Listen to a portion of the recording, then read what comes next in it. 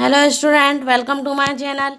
My NCERT and engineering classes. Today we are studying class 6 science chapter 7 getting to know plants exercise question answer. Read question number 1 carefully.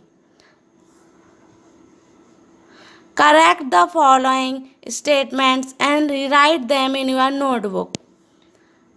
A. Stem absorb water and minerals from the soil.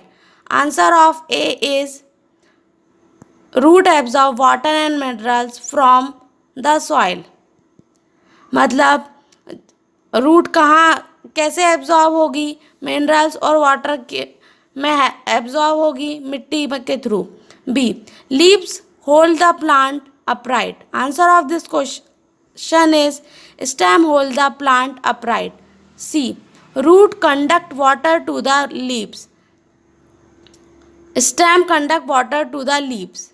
D. The number of petals and stamens in the flower is always equal. Stem conducts water to the leaves. Means आपके जो सारे ये जो statement है ये correct है कि नहीं, और अगर करेक्ट नहीं है तो नीचे आपको आंसर में करेक्ट करके लिखना है। यहाँ देखो सी में क्या रूट कंडक्ट करती है वाटर को लीव्स में नहीं, तो सी वाले में क्या आ जाएगा स्टेम। तो जो चीज़ गलत है, जो एक्टिविटी जिस प्रोसेस से होती है वो लिखना है। D the number of petals and stamens in a flower is always equal. Answer of D is the number of petals and sepals in a flower may be different in different plants. E. If the sepals of a plant are joined together, its petals are also joined. If the sepals of plants are joined together, then its petals may or may not be joined together. हो भी सकती हैं join और नहीं भी हो सकती हैं. If the petals of the flower are joined together, then the pistil is joined of the pistil. If the petals of the flower are joined together, then the stamens may or may not be joined of the pistil. Question number 2. Draw a leaf, B a taproot, C a flower. आपको draw करना है पत्ती, तो आप ये पत्ती draw कर सकते हो। यहाँ पे ये रोज की पत्ती है। टैप रूट मतलब ऐसी रूट जो घनी हो और मोटी हो, तो रोज प्लांट की। See flower of a rose plant का फ्लावर बनाना है, तो वो आप बना लेना जैसे भी बनाना चाहो। Read question number 3 carefully. Can you find a plant in your house or in your neighborhood which has a long but big stem? Write its name. In which category will you place it? क्या पूछा है question में? आप अपने आस पड़ोस या पड़ोसियों के घर ऐसा पौधा या ऐसा पेड़ देखो जो लंबा तो हो लेकिन उसकी स्टेम बीक हो और उसका नाम लिखो। तो answer of this question is the money plant has a long and weak stem. It comes under the category of climbers. Climbers are plants that readily take support on neighboring structures as they have a big stem. तो आप देखते हो money plant कितना लंबी bell जाती है, लेकिन वो नीचे से क्या रहता है, बहुत ही नाजुक रहता है, वीक रहता है उसकी स्टेम्स मतलब उसमें जो ऐसी डंडियाँ निकल के जाती हैं उसको कहते हैं stems. Now question number 4. What is the function of a stem? Stem क्या करती हैं? Answer of this question is the main function of a stem in plants is that it helps in the conduction of water and minerals from the roots to the leaves and other parts of plants. It also provides support to branches, leaves, flower, fruits and buds of plants. मतलब stem के through हमारा पौधा week नहीं होता है और पौधे में कलियाँ आती हैं और वो प्रोवाइड करता है नई नई पत्तियाँ और ब्रांचेस और फूल. Now come on question number 5.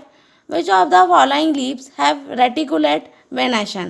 Beet, tulsi, maize, grass, coriander. Coriander means what? Dhania.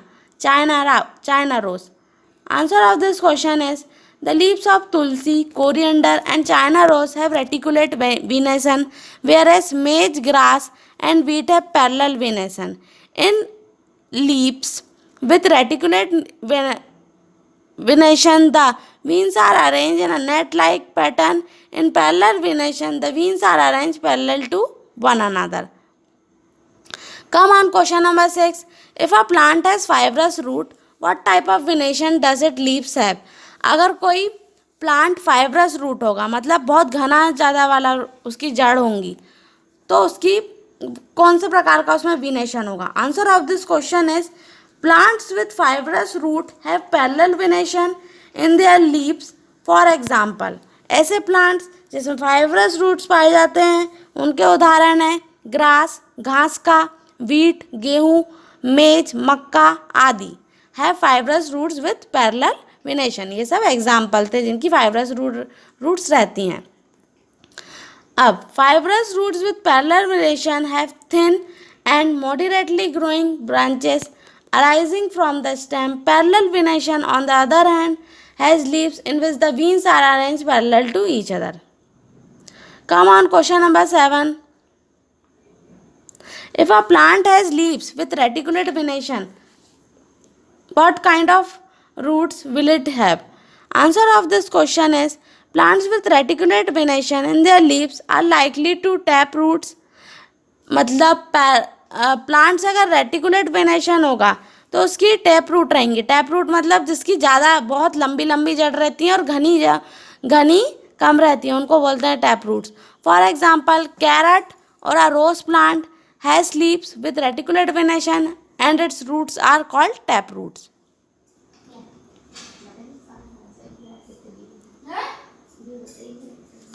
Come on, question number 10. From the following plants,